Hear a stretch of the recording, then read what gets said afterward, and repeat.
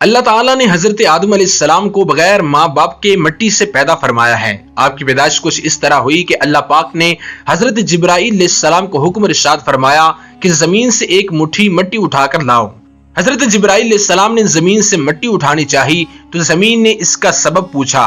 آپ نے سارا واقعہ بیان کیا۔ اس پر زمین کہنے لگی کہ میں خدا کی پناہ چاہتی ہوں اس بات سے کہ مجھ سے کچھ کم کیا جائے یا میری کوئی چیز خراب کی جائے۔ حضرت جبرائیل علیہ السلام مٹی لیے بغیر واپس لوٹ آئے اور عرض کی کہ اے میرے رب عز و جل، زمین نے تیری پناہ مانگی تو میں تیرے نام پاک اور تیری عزت کا ادب کرتے ہوئے واپس آ گیا اور اسے پناہ دے دی۔ پھر اللہ پاک نے حضرت میکائیل علیہ السلام کو بھیجا تو انہوں نے بھی اسے پناہ دے دی اور بارگاہ الہی میں وہی عرض کی جو حضرت جبرائیل علیہ السلام نے کی تھی۔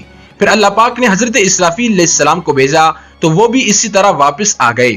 پھر حضرت عزرائیل علیہ السلام کو بھیجا۔ جب زمین نے ان سے پناہ مانگی تو انہوں نے فرمایا میں اس بات سے اللہ کی پناہ مانگتا ہوں کہ اس کے حکم پر عمل کیے بغیر واپس چلا جاؤں۔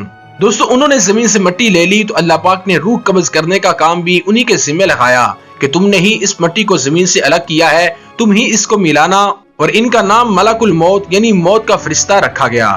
دوستو، ایک روایت میں ہے کہ جب اللہ پاک نے حضرت آدم علیہ السلام کو پیدا فرمانے کا ارادہ کیا تو زمین سے فرمایا میں تجھ سے ایک مخلوق پیدا فرمانے لگا ہوں، تو جس نے میری فرما برداری کی اسے میں جنت میں داخل کروں گا اور جس نے میری نافرمانی کی اسے میں جہنم میں ڈال دوں گا۔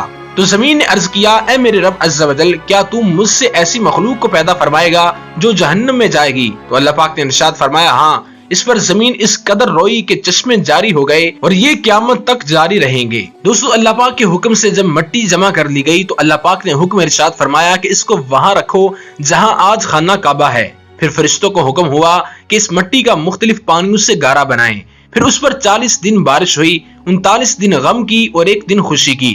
اس لیے انسان کی زندگی میں خوشی کم اور غم زیادہ ہیں۔ حضرت آدم علیہ السلام کا مبارک خمیر جس مٹی سے تیار ہوا اس سے بچ جانے والی مٹی شریف سے کھجور کا درخت بنایا گیا، جیسا کہ مسلمانوں کے چوتھے خلیفہ حضرت علی رضی اللہ تعالیٰ عنہ بیان کرتے ہیں کہ حضور صلی اللہ علیہ وسلم نے ارشاد فرمایا کھجور کا احترام کرو کیونکہ یہ تمہارے والد آدم علیہ السلام کی بچی ہوئی مٹی سے پیدا کی گئی ہے۔ دوستو، جب حضرت آدم علیہ السلام کے مبارک وجود کا گارا بنا لیا گیا تو اسے ہواؤں کے ذریعے اتنا خشک کیا گیا کہ وہ بجنے والی مٹی کی طرح ہو گیا جیسے ٹھیکری۔ پھر فرشتوں کو حکم ارشاد فرمایا گیا کہ اس کو میدان عرفات کے پاس وادی نعمان میں رکھ دو۔